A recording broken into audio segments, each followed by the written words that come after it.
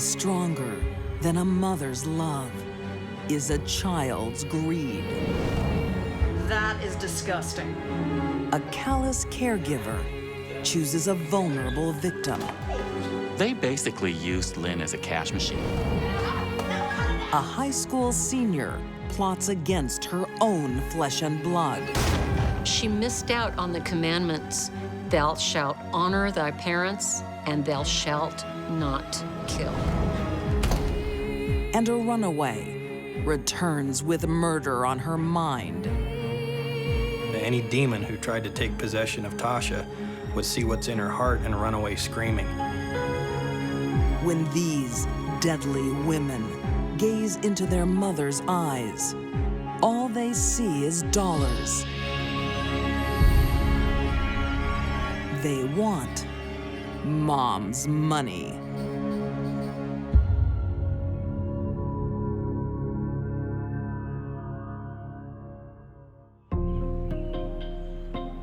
Peoria, Arizona, 1990. It's moving-in day. A fresh start for multiple sclerosis sufferer Lynn Carlson, her son, 20-year-old David, and his new wife. Lynn was so thoughtful and so kind. Oh, no. Over here. She bought a house free and clear, and she said, come stay with me, you can help take care of me, and you'll also have a place to live. This is gonna be good for us, yeah? Yeah. I mean, she had serious health issues that required care.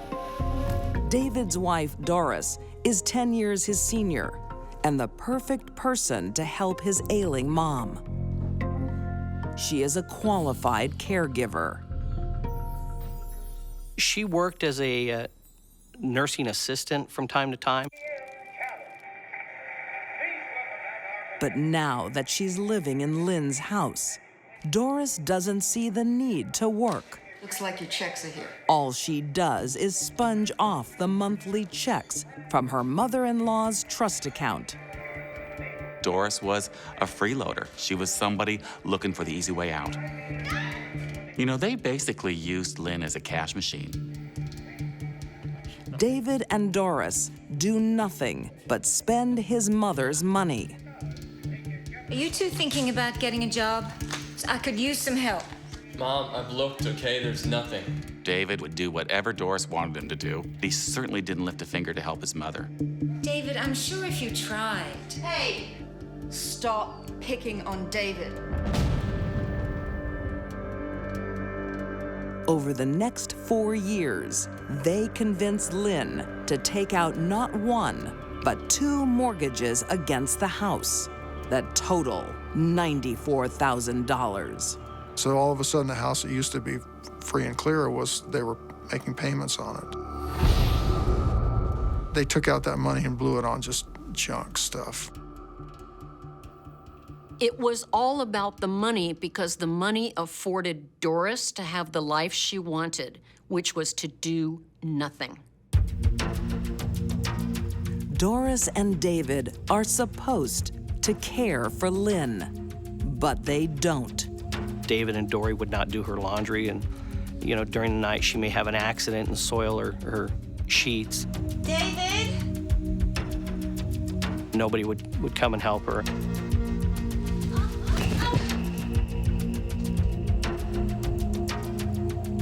That is disgusting. David, please. They didn't love her. They didn't care for her. There's nobody there for her at that point. It must have been absolutely heartbreaking for Lynn to realize that her own son was letting her suffer.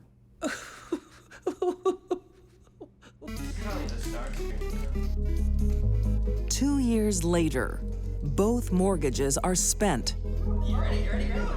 So Doris finds another way to raise cash: young lodgers. They would collect the money, never tell Lynn where that money went. They would just spend it on themselves.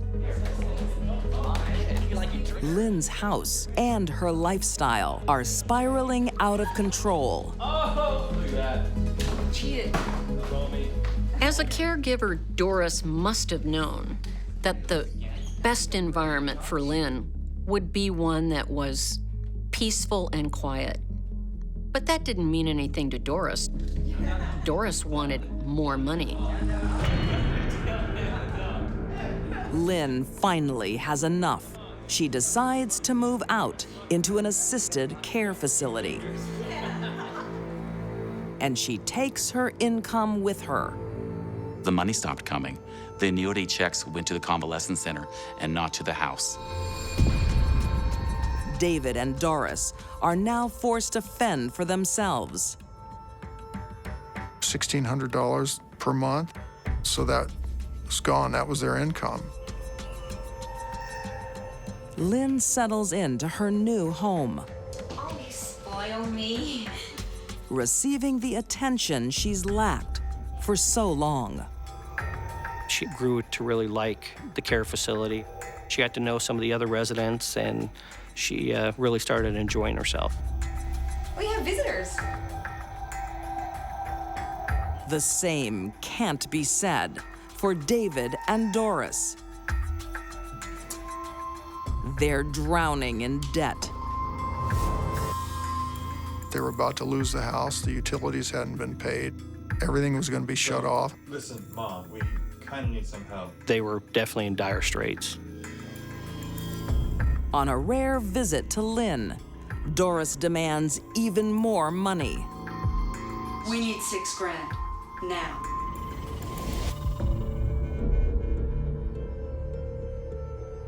Well, She says, I'm going to talk to the financial advisor. I'll talk to my advisor, and I'll let you know. After years of being bilked for her money, You'll get back to us. Lynn's trying to get tough. You should be looking after your son, you mean old cow. Is everything okay in here? But Doris isn't the kind of girl to take no for an answer. When someone is generous to a psychopath, the only thing they can expect is trouble.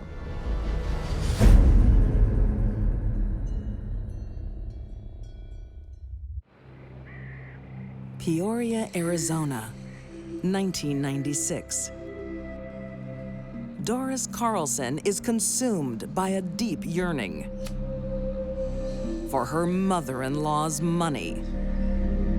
She just wanted to obtain the riches without having to work for anything. If her mother-in-law dies, Doris and her husband, David, can claim their inheritance. But it might take years for Lynn to die of natural causes. That's when she really decided that she was going to kill Lynn. Doris decides to outsource the job. She turns to one of her lodgers, 20-year-old Dan McCreakin. You want to make some money? Doris says to Dan, how about if I give you $20,000 to go kill Lynn? Oh, you're joking, right? No. And Dan thinks about it for a while and says, okay. 17-year-old roommate, Scott Smith, volunteers too. They agreed that they would split the money.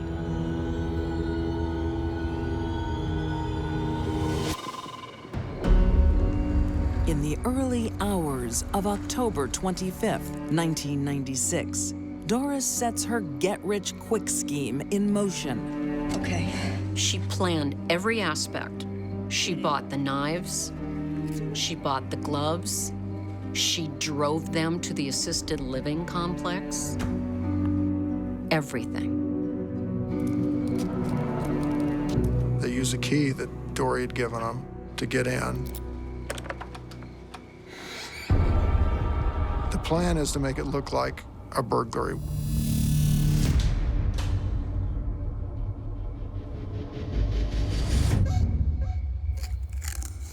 I can just see her sitting in that car, just waiting for the money to roll in, waiting for Lynn to get killed. But inside, there are second thoughts about doing Doris's dirty work. Dan goes in there.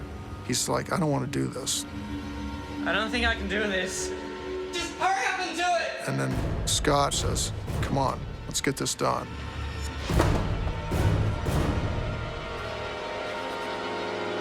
So Dan starts stabbing Lynn in the chest.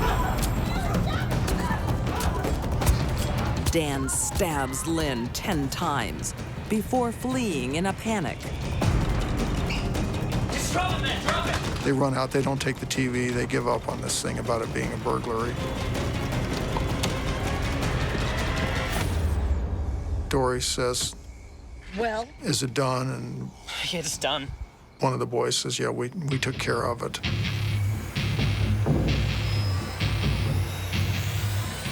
But they haven't.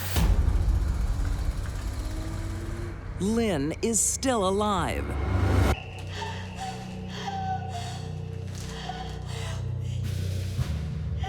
Later on that morning, one of the employees at the care home went by to check on her.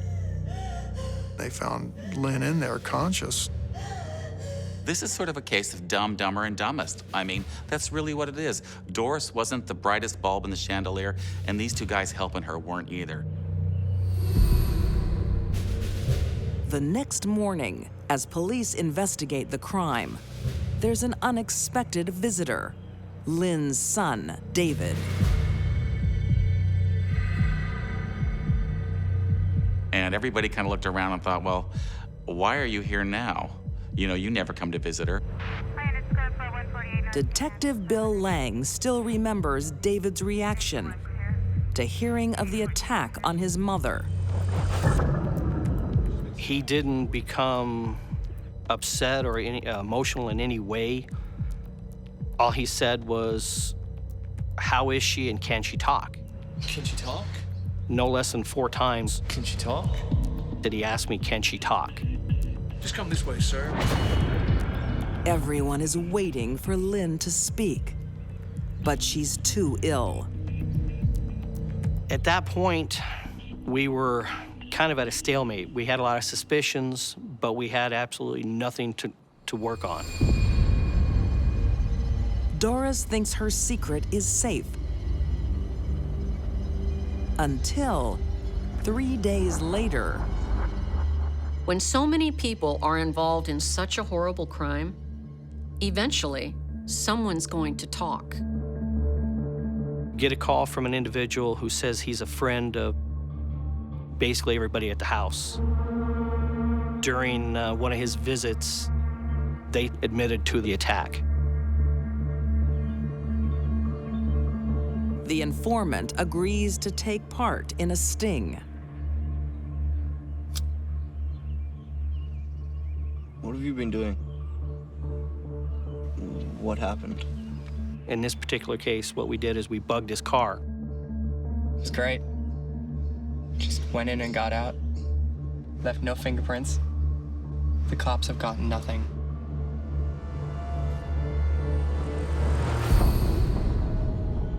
The 4 are arrested.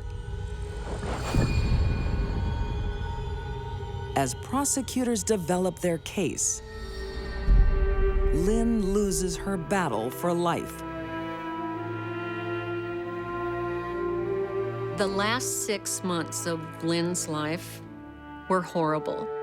Her wounds never healed. It was a gradual spiraling down to death. Charges are amended from attempted murder to murder.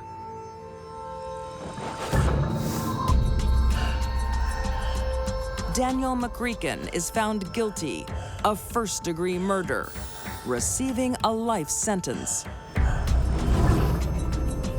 17-year-old Scott Smith gets 10 years in prison for second-degree murder.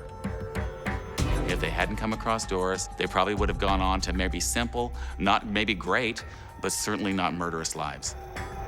David Carlson is convicted of conspiracy to commit murder and receives life. Who lets their wife kill their mother? David. In July 1999, Doris Carlson is found guilty of conspiracy to commit first-degree murder and first-degree burglary.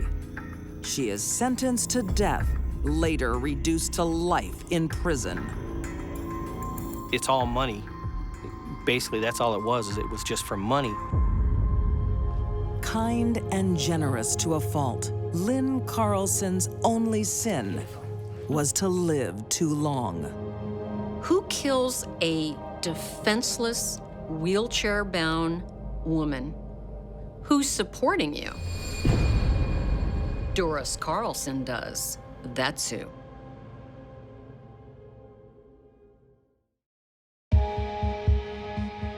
Some girls She could have had her choice of a lot of guys. seem too good to be true, Pretty, smart. especially when you're a dropout. A guy who's wasting his life playing video games. But love works in strange ways. It really wasn't a fair fight. He never saw her coming.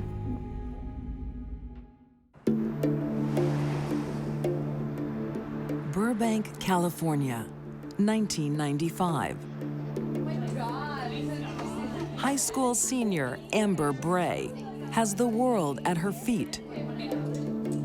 Amber Bray was a bright, 18-year-old young woman who was pretty, smart. Okay, settle down, class. Back in your seats. She was very devoted churchgoer, and she had done very well at school. Nice work, Amber. Thanks. This is a young teenager who could have a very good life for herself. Then, Amber crosses paths with 21-year-old Jeffrey Ayers. Dude, you suck at this game.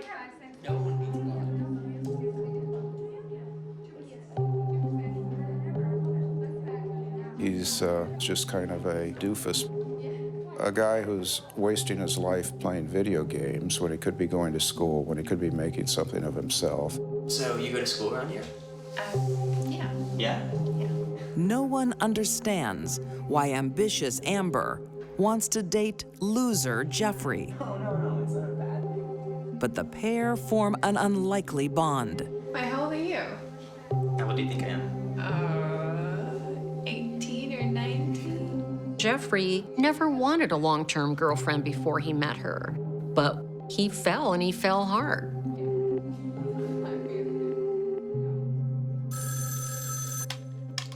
Dixie Hollier's office. Amber's mom, record company executive Dixie Hollier, starts getting calls. Hello, Dixie speaking. Her straight-A daughter is skipping class. So all week. The only symptom we had that something was wrong was that Amber began to miss school. Thank you, I understand, thank you. She missed it to the point that she got into trouble for truancy. Everything okay? No, not really.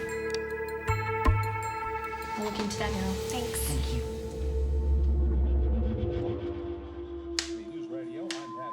Dixie is a divorcee raising 3 kids. She worries her eldest daughter is throwing away her future. Amber had a stormy relationship with her mother. Typical daughter, mother, teenage hormones battling each other. I said, excuse me. Where have you been? At school. You have not been at school because the school phoned me and you haven't been there for days. Amber's 15-year-old sister, Amy, is often caught in the crossfire. Stop yelling! I do care about. Now cut it out! A lot of mothers and daughters start having problems when the daughter's 13, 14, 15, and then generally they grow back together.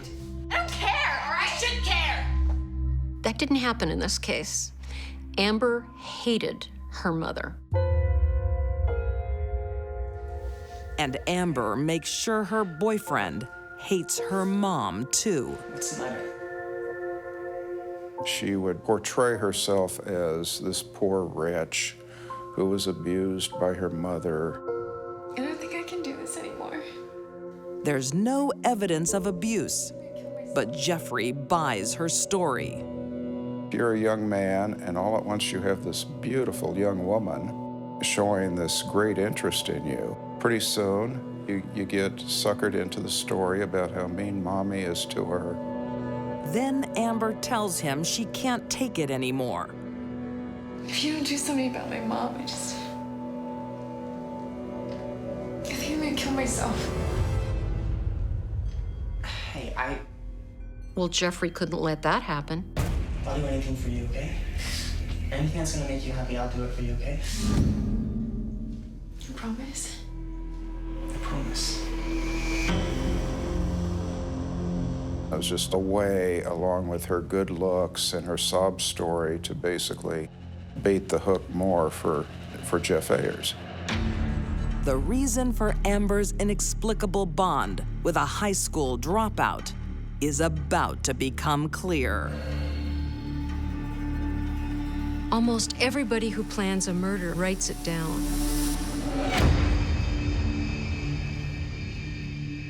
In the process of creation, everything starts as a thought. And then it becomes word, and then it becomes deed. When she met Jeffrey, she saw someone she could control and manipulate to get exactly what she wanted him to do.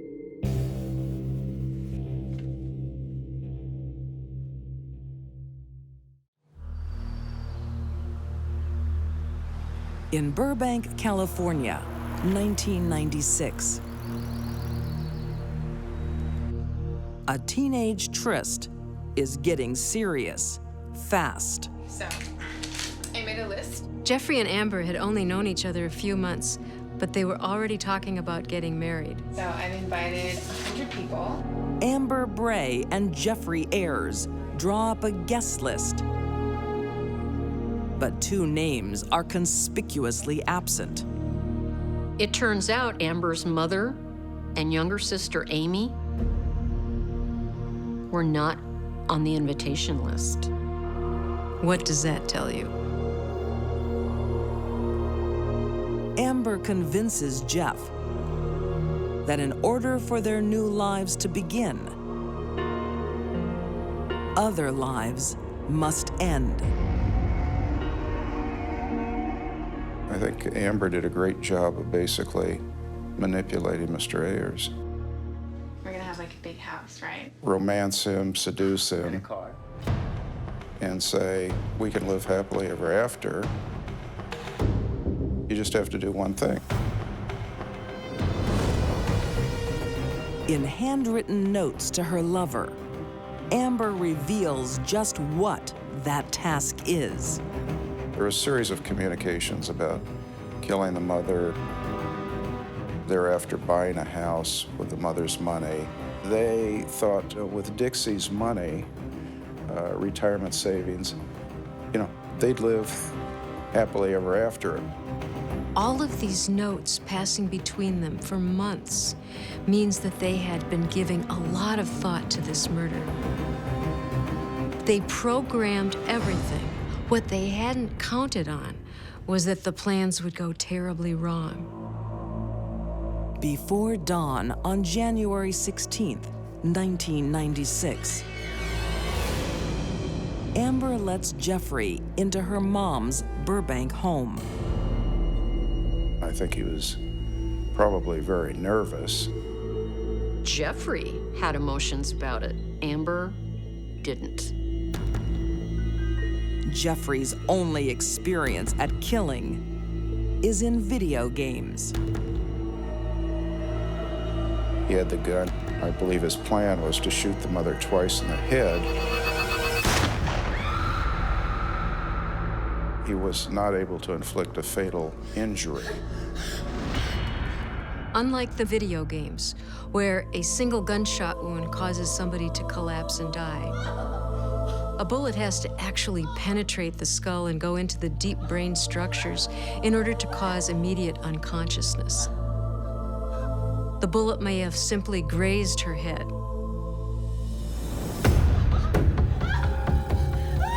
Dixie didn't go down easily. She crawled out of her bedroom. When the gunshots didn't kill her off, Mr. Ayers then ran into the kitchen and he grabbed a bunch of butcher knives, stabbed her so severely, as I recall, the handles on one or more of the knives actually broke off. The noise disturbs Amber's 15-year-old sister. She grabs the phone and starts to call 911. At that point, Amber pulled the telephone cord out from the wall and blocked Amy from calling 911. What Amy doesn't realize is that when Mom's dead, she's next. Amber Bray had solicited Jeff Ayers to kill her mother and also to kill her younger sister, Amy Bray. She was going to be killed as part of the deal. But that's not Amy's fate. Burbank police received a call from a neighbor who had heard some shots fired, and the patrol officers got there very, very quickly.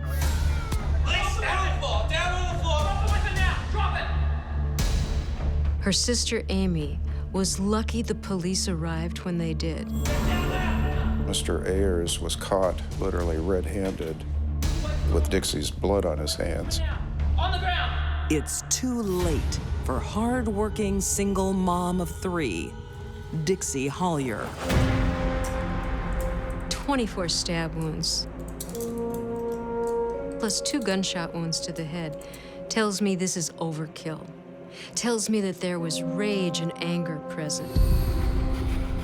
Amber's reaction to her mother's death is suspiciously cold. She feigned some crocodile tears, but I think it became obvious to the police very quickly that any feelings of sorrow were just acting on her part. When the police uncover Amber's incriminating notes, she and Jeffrey Ayers are arrested.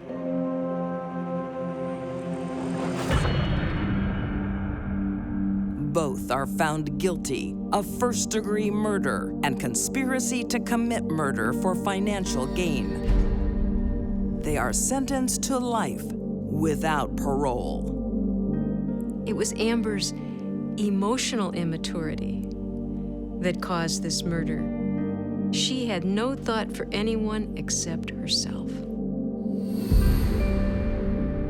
Apparently, Amber was a deeply religious person, but she missed out on the 2 commandments: thou shalt honor thy parents, and thou shalt not kill.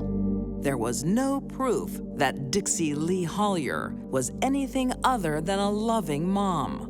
The lady was a nice, hardworking lady. We never found any evidence whatsoever of any abuse by her towards Amber, other than, telling her to do chores and, do her homework and that kind of thing.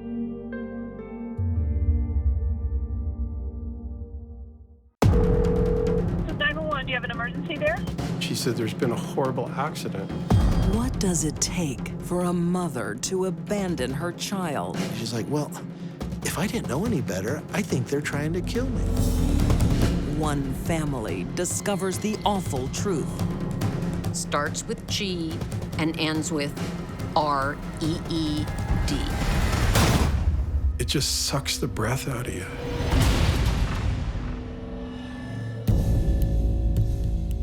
In California's Central Valley, 1988, 15-year-old Tasha Stewart is becoming a troubled teen. The things that she got in trouble for as a young child was always for lying. If she broke a glass, it was somebody else's fault. Something else happened. She didn't do it. Mom Judy is loved by everyone. What? Dinner's nearly ready. She was a wonderful lady.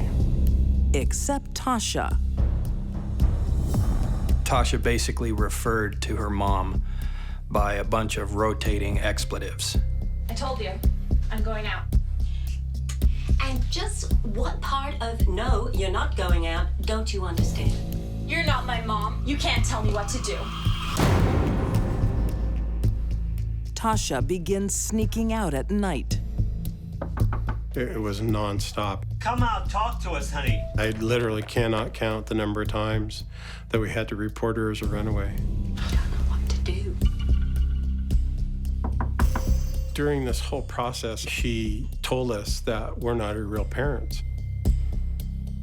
I said, "You're right, we're not."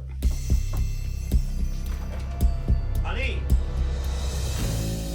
15 years earlier, in 1973, God, she's beautiful. Tasha is born to Judy's twin sister, Jody. But Jody's not cut out to be a mom. Jody had a very checkered past. She was actually a prostitute. She had some psychological issues, You gotta take her. so it was difficult for her.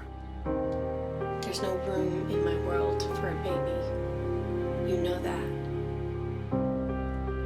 So Tasha's mom gives up her child to Judy and her then husband, Rolf. I was absolutely elated. Yeah, it was a great day for me. Not many kids who are born to a prostitute who can't care for them get that lucky in life. Tasha did. In her late teens, Tasha moves out to make her own way in the world. I don't think anything could have made Tasha happy.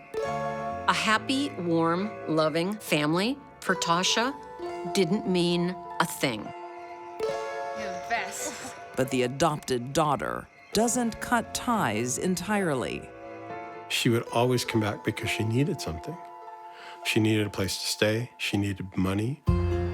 She needed some form of support. By 2011, in Pasco, Washington, Tasha's back on Judy's doorstep again, broke and in debt.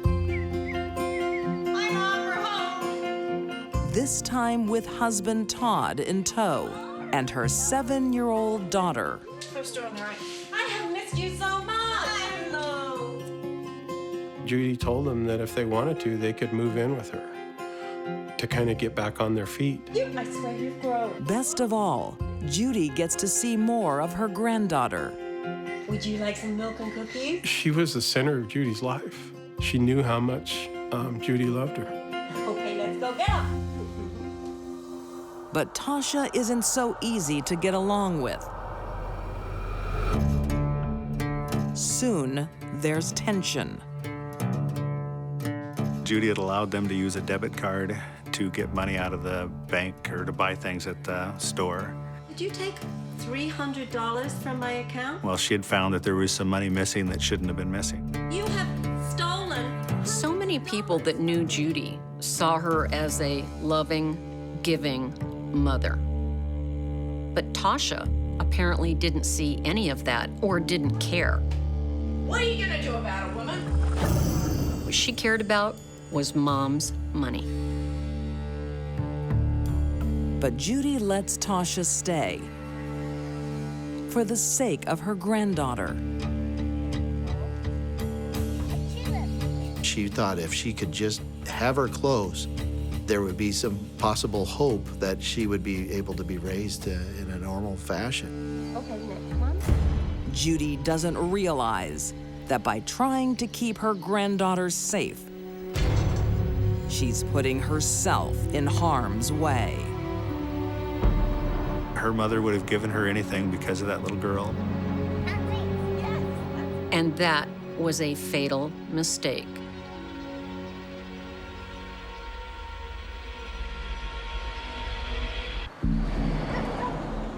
2011, Pasco, Washington.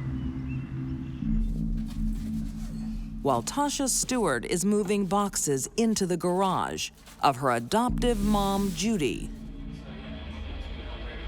there's a terrible accident.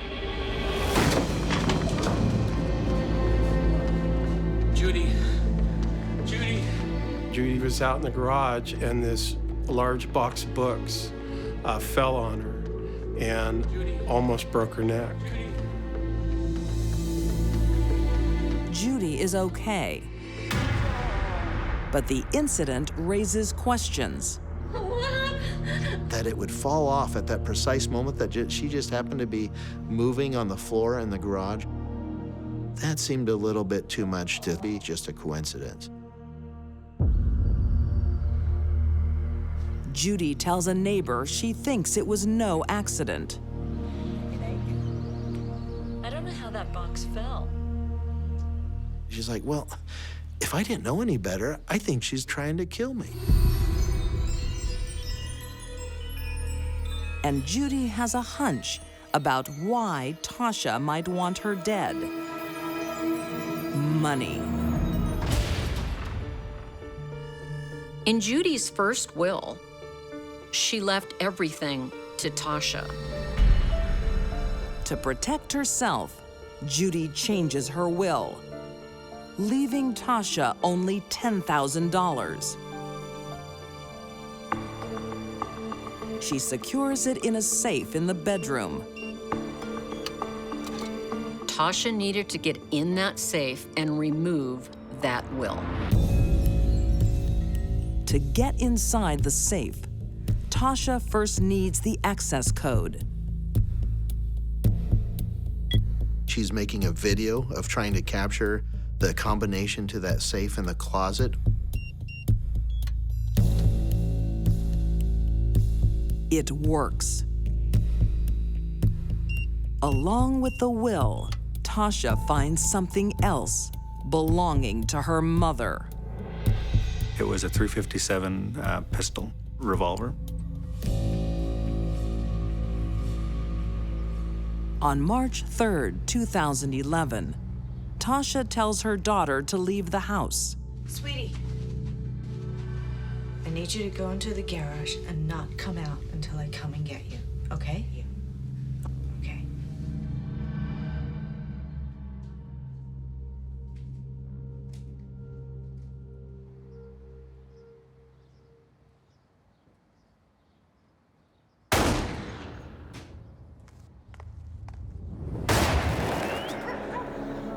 One of the neighbors that lives directly across the street, he hears 2 gunshots, and he said there's about a 4-second delay, and then the 3rd shot. Ma'am, open up. Police race to the scene. She came at me with an axe. Tasha comes to the door, and she says, I had to shoot her. She was coming at me with an axe. Inside, it's gruesome.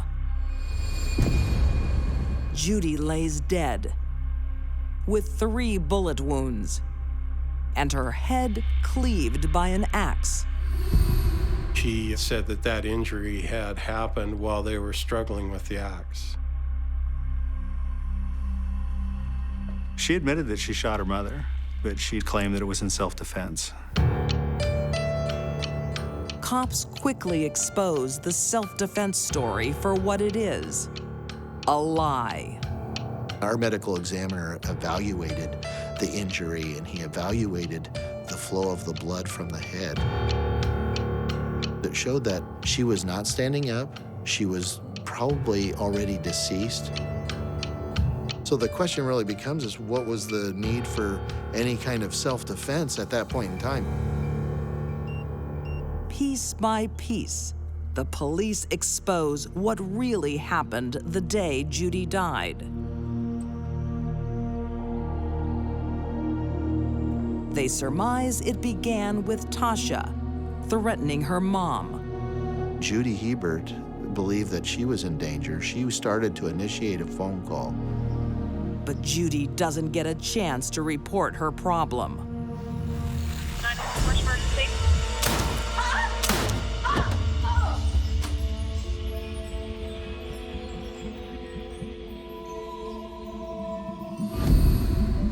The first shot, they believe, went through her hand, and entered the side of her chest, ricocheted off of her rib cage and her sternum, and went directly through her aorta. It's a fatal wound. Tasha then stages the crime as self-defense. She took this cheap axe that Todd had and hit Judy across the back of the head with it.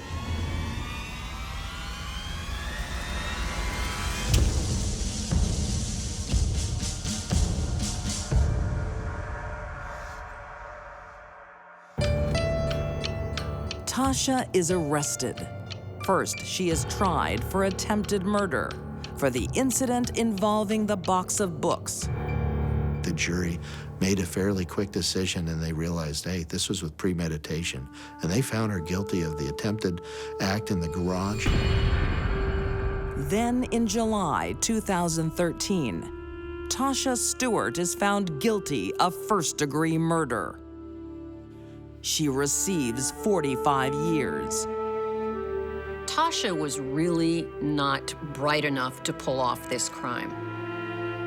She didn't know that most wills, there's a copy somewhere in a lawyer's office. Judy had always put her daughter first, but her love was never reciprocated. No good deed goes unpunished. And ultimately, Judy paid for her kind heart. Oftentimes we see the killer trying to hire someone else to do the dirty work.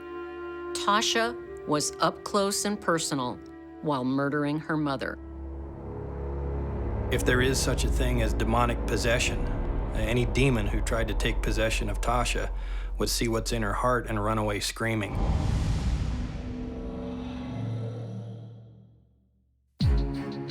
These deadly women repaid motherly kindness with blood.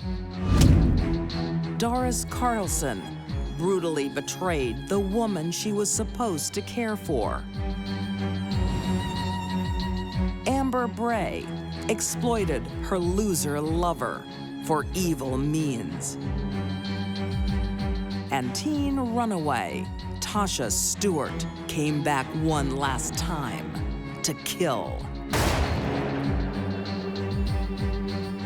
They were all consumed by a desire for Mom's money.